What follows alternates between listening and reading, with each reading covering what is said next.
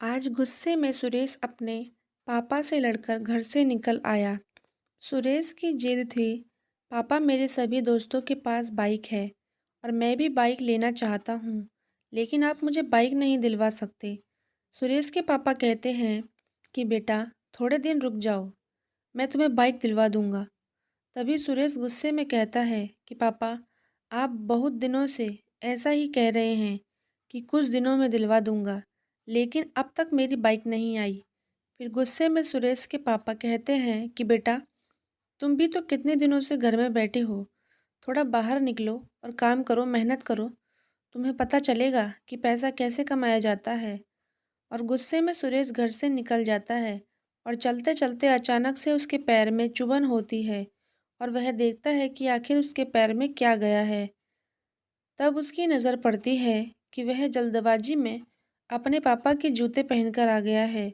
फिर वह अपने पापा के उन जूतों की तरफ देखता है तो उसमें एक बड़ा सा छेद था, जिससे नीचे रास्ते के कंकड़ पत्थर उसके पैर में चुभ रहे थे।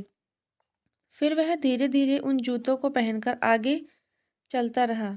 फिर अचानक से उसका हाथ उसकी पैंट की जेब में गया और उसके हाथ में एक पैसों का पर्स आया। और जब पैसों का पर्स उसने देखा तो वह पर्स भी गलती से अपने पापा का ले आया था। फिर वह अपने मन में सोचने लगा, आखिर इस पर्स में ऐसा भी क्या है जो पापा ने हमें कभी नहीं दिखाया, कभी हाथ लगाने नहीं दिया। हमेशा इस पर्स को हमसे छुपाए छुपाए फिरते थे। आज मैं भी देखता हूँ कि इस पर्स में ऐसा है भी क्या। फिर सुरेश अपने पापा के उस पर्स को खोलता है और उसमें देखता है, उसमें एक छोटी सी डायरी थी जिसके पहले पन्ने पर लिखा था कि 15,000 बेटे के फ़ोन के लिए, और दूसरे पन्ने पर लिखा था 35,000 बेटे के कंप्यूटर के लिए। यह सब वह पैसे थे जो सुरेश के पापा ने कंप्यूटर के लिए और फ़ोन खरीदने के लिए कर्ज लिया था। यह सब देखकर सुरेश की आंखों में आंसू आ जाते हैं और आंखों में आंसू लिए जब वह उस डायरी का अगला पन्ना देखता है तो उस पर लिखा था 80,000 बेटे की बाइक के लिए। यह देखकर उसका दिल जोरों से धड़कने लगा और वह दिल पर हाथ रखकर बहुत रोने लगा।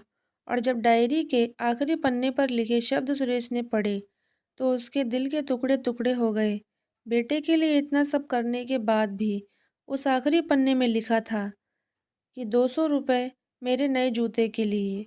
तभी सुरेश को सब याद आता है कि माँ हमेशा पापा से कहती थी कि आपके जूते बहुत पुराने हो गए हैं, आप नए ले लीजिए, लेकिन पापा हमेशा यह कहकर टाल दिया करते थे, अभी तो यह बहुत अच्छे हैं और अभी बहुत चलेंगे। यह सब पढ़कर सुरेश की आंखों में आंसू आ गए और अचानक से उसको कुछ गीले गीलेपन का एहसास हुआ और उसकी नज़र उन फटे जूते पुराने पर गई जो उसके पापा के थे। उनमें से पानी पैरों को भिगो रहा था। तभी अचानक से सुरेश दौड़ने लगा और अपने घर की तरफ जाने लगा। पता नहीं आज उसमें इतनी हिम्मत कहाँ से आ गई थी कि इतना दौड़ने के बाद भी वह थक नहीं रहा था, जैसे मानो उसके शरीर में थकान नाम की कोई चीज़ ही ना हो। जैसे ही वह घर पर पहुंचा, उसके पापा नहीं दिखे तो सुरेश ने अपनी मम्मी से पूछा कि मम्मी पापा कहाँ हैं, क्या आपको पता है?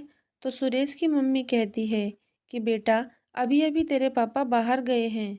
तभी सुरेश समझ जाता है कि पापा कहाँ गए हैं और वह दौड़कर बाइक की दुकान के पास जाने लगता है, यह सोचकर कि पक्का मेरे पापा वहीं मिलेंगे। और वह बाइक की दुकान पर पहुंच जाता है और देखता है कि उसके पापा उसके लिए बाइक ले रहे थे। तभी अपने पापा को पैसे देने से रोकते हुए सुरेश मना कर देता है और ज़ोर से अपने पापा को गले लगा लेता है और कहता है कि पापा मुझे बाइक नहीं चाहिए, मैं अब खुद बाइक लूँगा, पैसा कमाऊँगा और खुद के दम पर बाइक लूँगा। अब आपसे मैं कभी भी महंगी महंगी चीज़ खरीदने को नहीं कहूँगा, और जो ये पैसे हैं आप इससे अपने लिए जूते ले लीजिए और मुझे माफ़ कर दो पापा, मैंने आपके साथ बहुत गलत किया है, आपकी अच्छाइयों का बहुत फ़ायदा उठाया है, मुझे मुझे माफ़ कर दीजिए और चलो आज ही हम आपके लिए नए जूते लेंगे। और फिर सुरेश अपने पापा को नए जूते दिलवाता है और घर को चला जाता है। तो दोस्तों, आपको कहानी कैसी लगी कमेंट करके ज़रूर बताएं, और अगर अच्छी लगी हो तो वीडियो को लाइक और चैनल को सब्सक्राइब ज़रूर करें।